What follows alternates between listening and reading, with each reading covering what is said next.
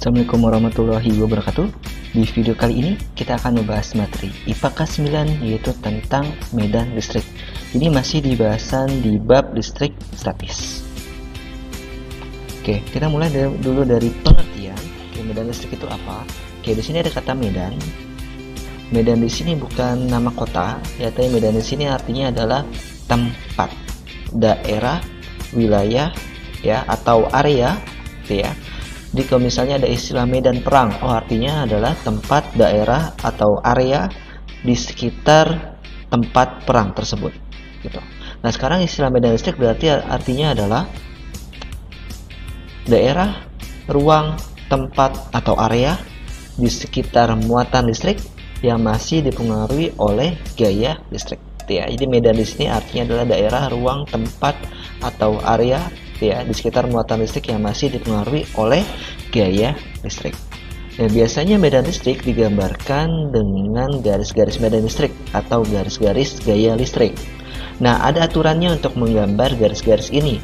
Aturannya apa aja? Di sini ada 3 aturan dalam menggambar garis-garis gaya atau garis-garis medan listrik.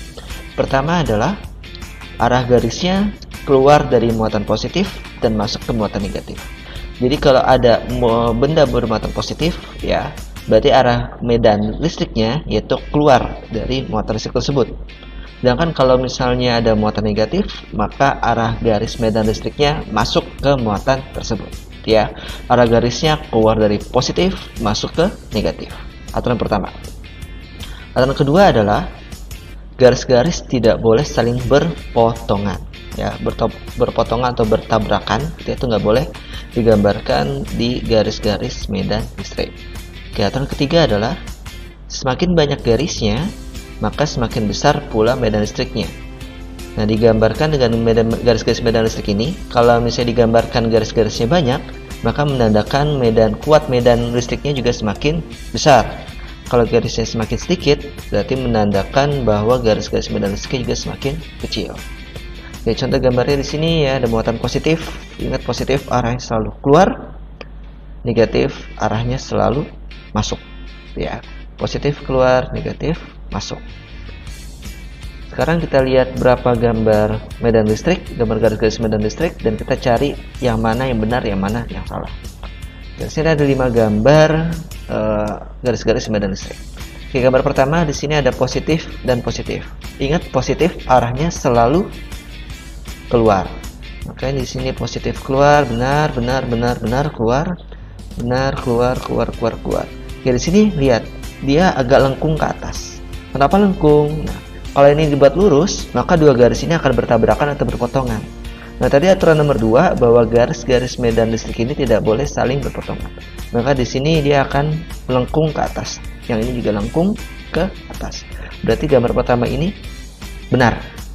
Ya, positif keluar, kemudian tidak ada yang berpotongan.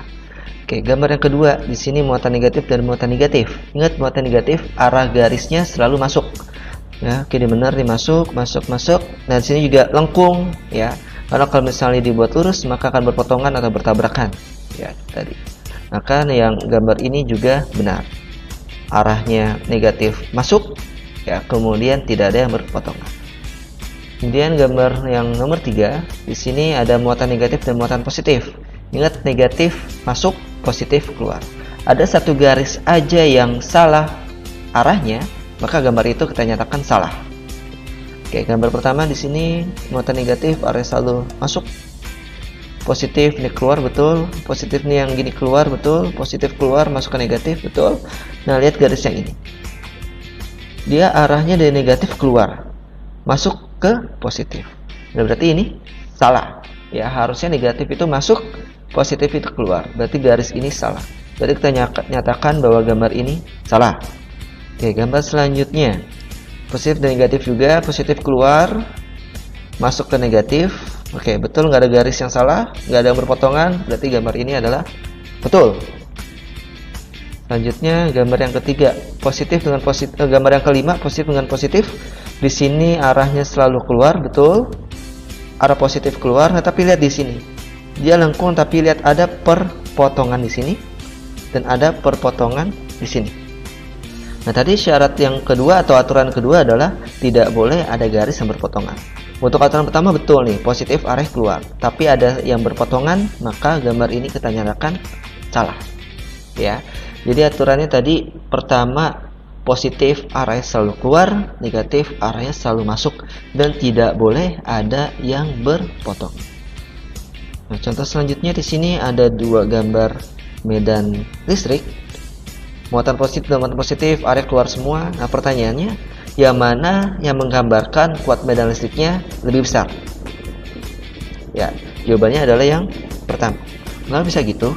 Karena tadi kan aturan yang ketiga bahwa semakin banyak garis-garis medan listrik menandakan bahwa kuat medan listriknya juga semakin kuat. Nah, yang gambar pertama dan gambar yang kedua, gambar pertama tuh garis-garisnya lebih banyak.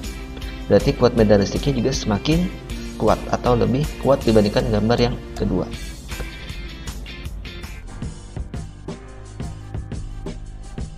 Tahukah kamu mengapa petir berbahaya? Apa sebenarnya petir itu? Orang yang pertama kali menyatakan bahwa petir terjadi akibat adanya gejala listrik statis adalah Benjamin Franklin. Menurutnya, petir adalah kilatan cahaya yang muncul akibat perpindahan muatan negatif atau elektron antara awan dan awan atau antara awan dan bumi. Petir dapat terjadi karena adanya beda potensial yang sangat besar antara dua awan yang berbeda atau antara awan dengan bumi. Akibatnya akan terjadi lompatan muatan listrik atau perpindahan elektron secara besar-besaran dari awan ke awan atau dari awan ke bumi.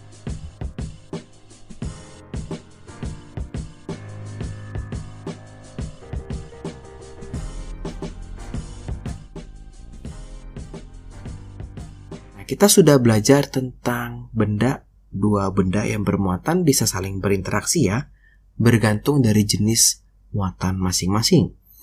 Kalau dia muatannya berbeda, mereka akan saling menarik, dan kalau muatannya sama, mereka akan tolak-menolak. Sama-sama positif atau sama-sama negatif, dia akan tolak-menolak.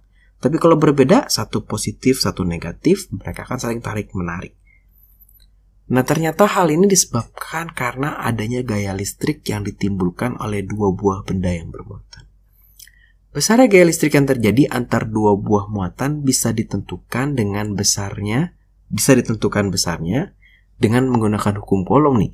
Di mana rumus yang digunakan nih F ya gaya listrik, F gaya sama dengan K dikali Q atau muatan QA dikali QB, berarti muatan A muatan B dibagi R kuadrat, jarak dikuadratkan. F-nya itu adalah gaya Coulomb, karena gaya tentu satuannya Newton ya. K ini adalah konstanta 9 dikali 10 pangkat 9. Nah, Q-nya ini adalah masing-masing benda bermuatan, yaitu satuannya adalah Coulomb. Nah, cuma yang perlu di-note atau perlu dicatat, biasanya satuan ini kecil gitu ya.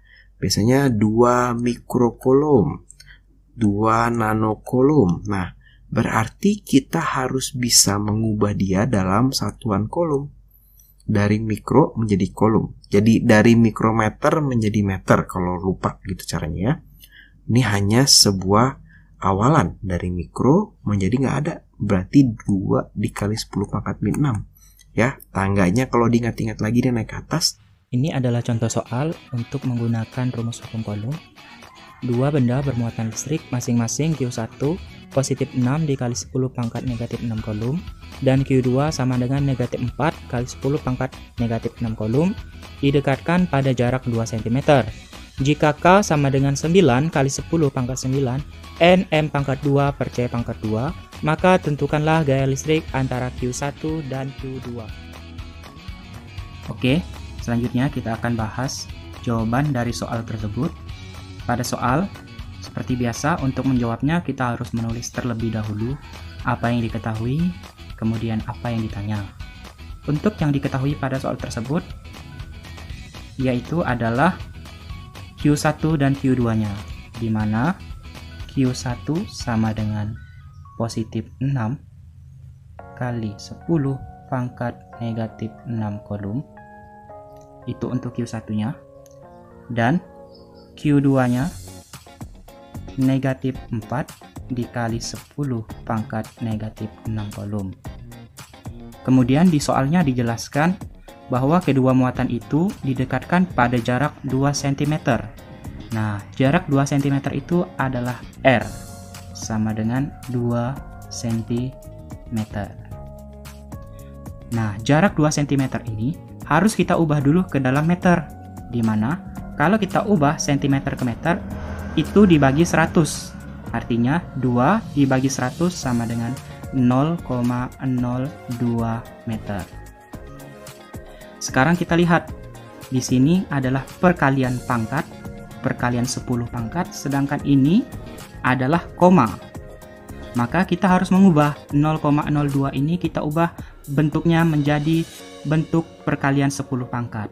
Nah, caranya sama dengan kita ambil angka paling belakang 2 dikali, kemudian dikali 10, kemudian kita hitung di belakang koma ini ada berapa angka, 1, 2, maka kita tulis 2. Karena ini koma maka kita tulis negatif. Oke, saya ulangi, jadi cara mengubahnya 0,02 kita ubah menjadi bentuk perkalian pangkat.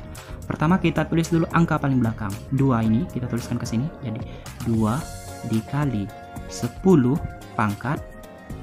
Kemudian kita hitung di belakang koma itu ada berapa angka, 1, 2, kita tulis 2. Kemudian kita kasih tanda negatif karena ini adalah bentuknya koma. Oke, udah paham?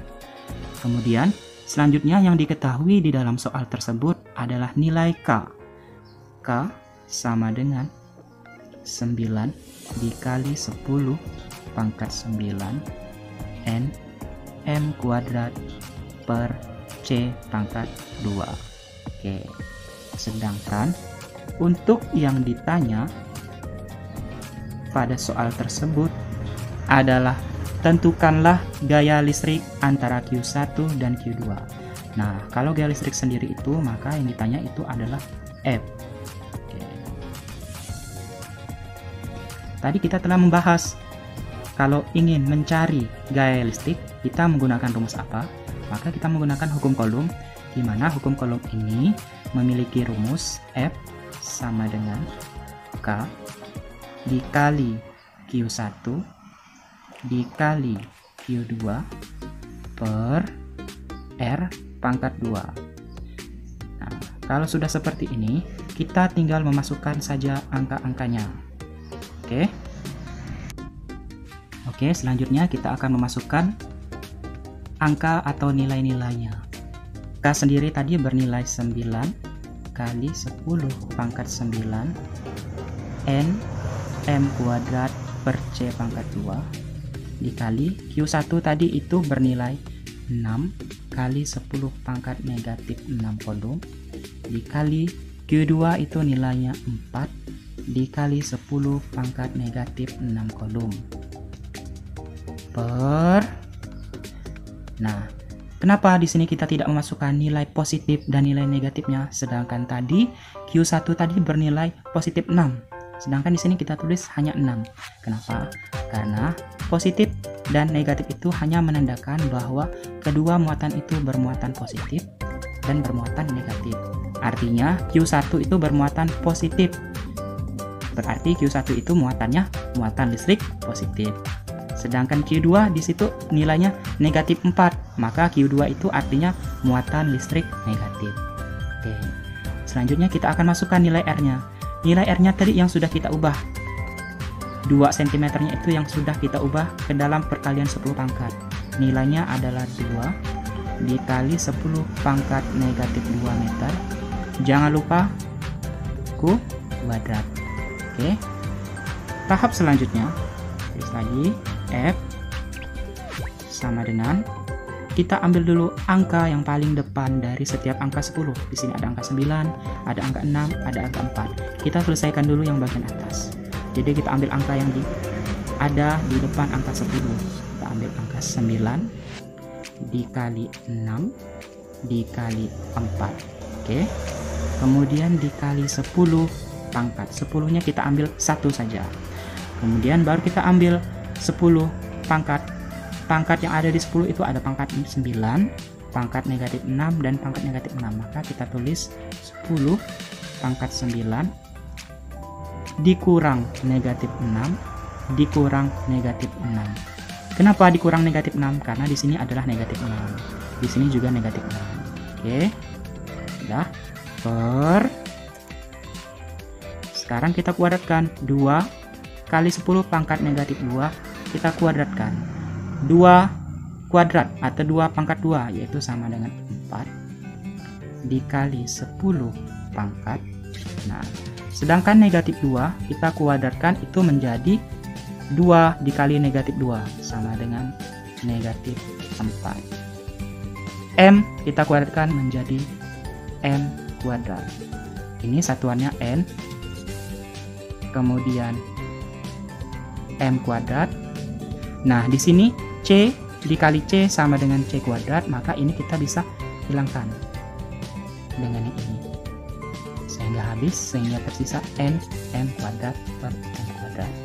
Kemudian kita sederhanakan. M kuadrat kita hilangkan dengan M kuadrat yang di bawah. Oke. Selanjutnya F sama dengan, di sini sudah ada 9 dikali 6 dikali 4 dikali 10 pangkat 9 dikurang 6 dikurang 6 per 4 dikali 10 pangkat negatif 4. Kita sederhanakan dulu angka ini, 9, 6, 4 dengan 4. Oke. Jadi kita cukup sederhanakan angka yang di atas dengan angka yang di bawah. Angka yang di atasnya adalah 9, 6, 4, sedangkan angka yang di bawah adalah 4. Oke, yang mana yang bisa kita sederhanakan? Pintar. Kita sederhanakan angka 4 dan 4. Artinya 4 dibagi 4 berapa? 1. Oke, sehingga 9 dikali 6 dikali 1 dikali 10 pangkat. Nah, ini langsung kita kurangkan saja pangkatnya. 9 kurang 6, 3. Ya kan? 3 dikurang 6 artinya negatif 3. Jangan lupa satuannya Newton per, tadi kan 1 dikali 10 pangkat negatif 4. Selanjutnya F sama dengan, kita langsung kalikan 9 dikali 6 dikali 1. Nah, 9 dikali 6 itu nilainya adalah 54 dikali 1 ya 54. Kemudian dikali 10 pangkat negatif 3 Newton per 1 dikali 10 pangkat negatif 4. Oke. Selanjutnya F sama dengan, langsung kita bagikan 54 dibagi 1. Oh, nilainya 54 dikali 10 pangkat negatif 3. Nah, 10 pangkat negatif 4 kita naik terus kita kalikan. Jadi dikali 10 pangkat. Nah, kalau ini negatif, nanti dia naik menjadi positif. Maka kalau tadi dikali 10 pangkat negatif 4, maka naik menjadi positif 4. F sama dengan 54 dikali 10 pangkat. Nah, pangkat negatif 3 dengan pangkat 4 kita samakan atau kita tambahkan menjadi 10 pangkat negatif 3 ditambah 4 Newton.